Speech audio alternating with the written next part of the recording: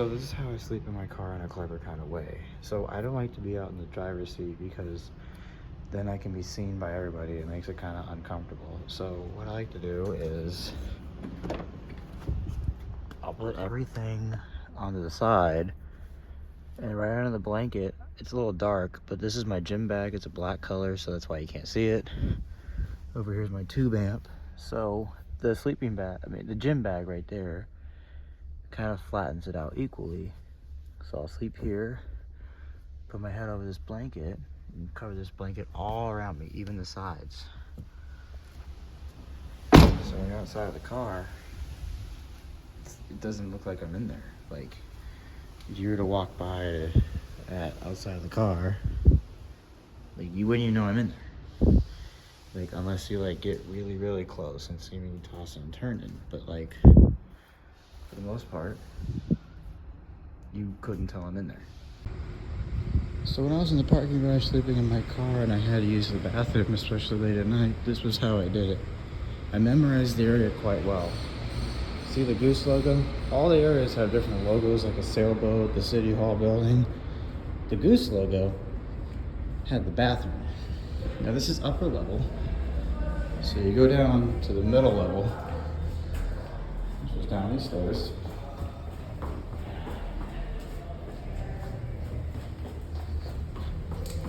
Then I would walk down here, just pretending I'm looking at my phone, as right to my left is where the security or where people who work here go, and right here is the bathroom. It was never locked. So I've noticed in the past year or so, there have been a ton of trends and topics talking about people sleeping in their cars.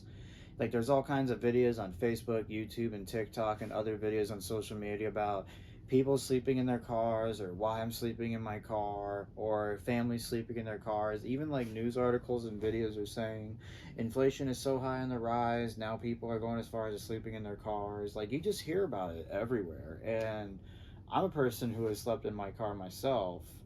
I originally started sleeping in my car in San Diego back in 2019, but that was only for a few weeks.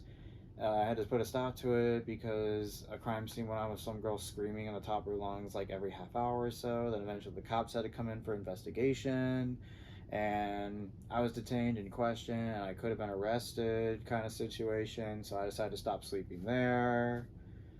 And then recently I started sleeping in my car again when I was in Boston a year ago. So to cut to the story, Maine wasn't working out for me when I was trying to look for a bartending job there, or any job in that matter. There was a lot of conflict between me and the friend I was staying with in Maine. Overall, not getting my foot in the door, conflict with how my buddy lives his life, has his house, and how I like mine's my way. There was a lot of conflict between him and I, not able to get a job. Overall, it just wasn't working out very well. So I was in Boston taking a leap of faith, and I was originally staying in the Motel 6 like I always do, but the Motel 6 in Boston is outrageously expensive for some reason. I remember like just checking in there on like a weeknight, it was like $120. And this would be like a Tuesday or a Wednesday. It was crazy. The first week I got to Boston, everything was just kind of like a new feeling. Like, wow, every day's new. Every day I'm seeing something new. I'm seeing so much history and feeling the vibe of Boston, and just enjoying the Boston life, just seeing it all in my face. Like, it was a really cool and new experience. So I would stay at Motel 6 to like recharge the phone, shower, shave my face, sleep on a bed, but it was getting far too expensive. So I decided to start sleeping in my car. And I remember I had to think really fast. I was like, okay, I got to think of where I can sleep without staying in a motel. And that was when I stayed at the Boston Common Garage. And I remember when I got to the Boston Common Garage, I was really nervous at first. I was sitting in my car for like 45 minutes, just like seeing security walk around with like handcuffs, guns, or any type of equipment that make a rattling noise. Just basically doing their job, serving security, making sure there's no break-ins, basically. But you get this high anxiety, like, I don't know if I could sleep in my car here. This is a little scary. I remember I was going to the Cheers bar to think and clear my head, just overall exploring Boston. Beacon Hill was quite an experience where the Cheers bar is. That has a lot of history to it. And moving on, so at the end of the night, I pretty much had no sleep. I was sitting on the front seat just like this, thinking like, should I do it? Should I do it? I was overall freaking out and panicking. I was starting to get micro sleep after not sleeping for so long, where you just feel like you're hallucinating and that the lights are off or the lights are a different color, and you see a cop behind you with its lights going off, and you see them coming out of the car, and you panic, you wake up, and you realize, oh man, you're still sitting in the same seat in the parking garage. I was that paranoid. And you see like people just walking around, customers in the parking garage walking around. It does give you an intense, uncomfortable feeling. So I had to find a clever way to start sleeping in the car without anybody noticing. I'm like, I got all my stuff with me: my suitcase, briefcase, my bicycle, my blanket, and all the stuff in between. So I had to kind of be like, what is that word? Tetris every night, rearranging this, moving this around here and there. But overall, I got smart enough and thought enough to figure out like how to sleep in my car without anybody noticing. Like, I'm pretty sure at this point security might already know, but I didn't think like anything, none of that. But I was more worried about like break-ins and criminals coming in and beating me up and stuff like that, or scaring them. And so I would sleep in the back seat with my bicycle right there. I would put the blanket on top of the bike, and this was early spring when I did it, so the weather was really nice. I remember I had the rim of the bicycle right over the blanket with the brake cable, which means there was an airflow coming through if I slept on that one side so I wouldn't overheat and suffocate. And so I would have to stay in a position as low as possible with my gym bag on one side and the tube amp there, flattening the surface so I could sleep as low as possible with the blanket wrapped around me and maybe some jackets and other clothing on top of it. So it would look like a lazy or a messy teenager might be in that car, or some chick who can't like manage her things, stuff like that. And nobody suspected a thing. And I remember what's funny about that was every morning I hung out at the Market Basket in Revere that I talked about in my older videos. I remember there was these group of retirees who came in there every single morning. It was like I said before, I don't know if it's a Boston thing, but everybody, mostly the older retired generation, all wait at the front door as they're opening. And sometimes they even open like 30 minutes early. And I've never seen this, only in Boston. You got like 20 of these retired people and other people just sitting in the parking lot waiting for them to open. It looked like as if these people have known these people and have been here for years. And when the retired person who was like the cashier comes up with the key, opening it up, all of them just come in patiently. Like, nobody's tackling, nobody's pushing anybody around. They just wait patiently till the door opens up all the way, and then they all get in as quickly as possible, kind of like a zipper, without bumping into each other. And then they get their donuts, their coffee, maybe some breakfast sandwiches, and they sit at the cafe lounge and they wait up. It was kind of like how it was with us in high school. We wake up, we get on our bikes, hop on down the trail, and the woods trail down the hill across the Androscoggin River, at the convenience store getting a beverage, heading to the high school, waiting for all our friends to gather up. We hang around the cafeteria outside of the school, or sometimes we all wait each other by the gas station in front of Lisbon High School. It was kind of like that feeling with these retired people. It just seemed as if these people have known each other for decades and generations. And there was that one guy who acted like the leader. He seemed to like have his intentions on me as if he was like checking up and keeping tabs on me kind of way. And he's like, "Are you homeless? You sleep in your car? Are you getting a job?" kind of mentality. He's like, "Well, I've been there, done that." And he said he wouldn't judge me or anything like that. And there's a lot of homeless people that hung out there all the time, so there's that. And moving on, I remember these old retired people when I told them that I sleep in my car in the back seat with a bicycle around it.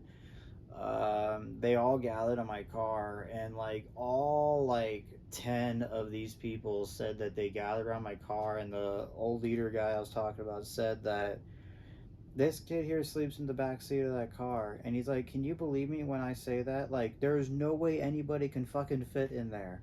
Literally, look at that small little space and his height. No way I could fit in there." And then when I say, He's like those clowns where like they have a group of 10 of them in a car, and then when they park they all jump out like springs. It's like this kid's one of them, you know, like cracking a joke in between. Everybody was quite impressed at how I slept in the car. But when you're in a dangerous situation where you feel like security's going to come and arrest you and take you to jail kind of feeling, you have to think, you know. And I actually had a lot of fun sleeping in my car. It felt like I was free. Like I didn't have any responsibilities, not have to pay rent, no mortgage, no essential responsibilities, and you get to have your own. It felt like having your own little fort that you had as kids, you know, like those forts you made with table chairs and blankets on top of you in a dark room with the screen TV we had as children. That's how it felt, man. Like I just had so many adventures in that car. And then I remember when it was time to get up, I had to be out of there by 6 a.m. if I wanted to pay that $5 nightly parking. They had a nightly parking where if you come in between 9 p.m. to 6 a.m., it's a $5 special. And so I would have to be in there. I would get in there at like 9 or 10 or so, park my car, get out my bicycle, ride around the Common and the Chinatown side of Boston, having a meal, or just ride on that side of Boston. And that was what I would do for a few hours, just to have productivity and exercise, to make it seem like I'm actually doing something instead of sitting in the car all day. And so I get on my bicycle, hop in the garage, hop back in the car, and I would put the bike up as high as possible. And I had to figure out a way to do it fast. It took a bit of time, but I eventually got it to fit in the back seat. And I would started out crawling in the back seat and just crawling in, tuck in my blanket, and roll over. But then that just looked too suspicious. So I would just get in the front seat, play on my phone for about 10 minutes, maybe smoke a joint in the car, roll down the windows. And I would just get in the front seat, roll over in the back, like literally that, take off my shoes, put them in the passenger seat, and I would align the blanket and the bike and all the cluster of stuff around like a gym bag over on top of me. And then I had to get comfortable, and that was how I did it every night. And I only had like 4.5 hours of sleep. It was pretty brutal, if you ask me, but I had to keep moving forward, so I didn't have time to be in pain or time to be sore and time to be tired. I had to keep moving. So after a few months of staying there, I had to stop because security started flashing their lights, having their sirens go off. And I noticed all those times when I was filming, because one of my buddy I was playing drums with not long during that timeline there, he said when he looked at the clips, he said, it seems like every time they drive by, they slow down to look at your car, and they did.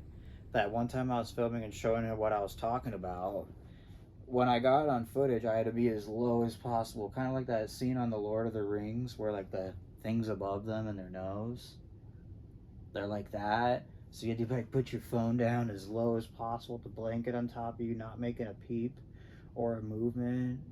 And I had to put as low with the phone high up vertical, and I got it recorded. And I noticed as they were driving, you just see it, they're driving really slowly by my car.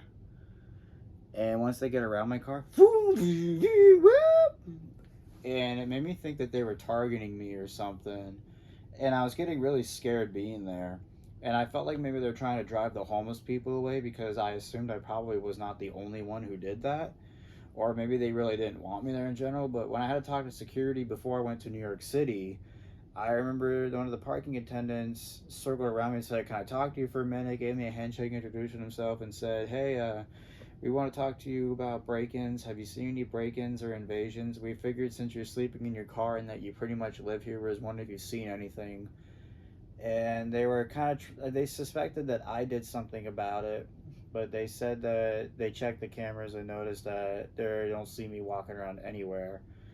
But that did kind of make me nervous and uncomfortable. So that was like the last time I stayed in my car in Boston. Honestly, it was quite an experience. It was a little scary.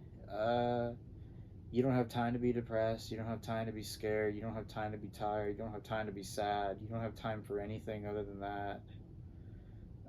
It does change you. It does bring an experience. I used to do that at parking rides too, back when I went to Brunswick, Maine. and nobody suspected a thing. There would be people walking around my car when they came back from like the train or bus station, like right next to my car, and they didn't even know I was in there. Nobody had a clue. But I was always afraid of police circling around the parking lots, investigating and looking inside them, and I was afraid if they found me, they'd take me to jail. Like, that's how scary Maine was starting to feel. When you watch one of my older videos where I got stopped so many times over dumb shit. The morning I woke up at that one parking ride in Brunswick, I remember as the sun was coming up, these two couple who were fighting and yelling at each other were walking down the street, and a neighbor called the cop because once I got out of the parking ride to get a place to eat breakfast and start doing my deliveries, a Brunswick police car did show up not too long after. There was about two of them. One came on the street where it happened, and there was another one at the other end of the street heading that way. So that was when I stopped going there. I originally did in the Bodenham park and ride, where it was all nature and woods and a population of 600 people. But a Bodenham sheriff kept circling in like once an hour, just sitting there. And it happened while I was smoking a big ass joint too. And he just sat there. Like, he didn't come to my car, he didn't go around my car, he didn't knock at my door. He just sat there because it was right next to a highway exit. And that one morning I woke up, that cop was still there forever. And the cop didn't say a word when I started parting up my car and leaving. So there was the reason I put a stop doing that. But I did it mostly at the Boston Common Garage in Boston. I would drive in, park the car, ride the bike for a bit, get some Chinese takeout food there, and I would just hop in the back seat and sleep, kind of like what I wish I can do now with my new job being so burnt out. It's been really hard to focus because I have such a migraine from being so burnt out and stressed out, so it was really hard to tell this story. Hope you enjoyed it.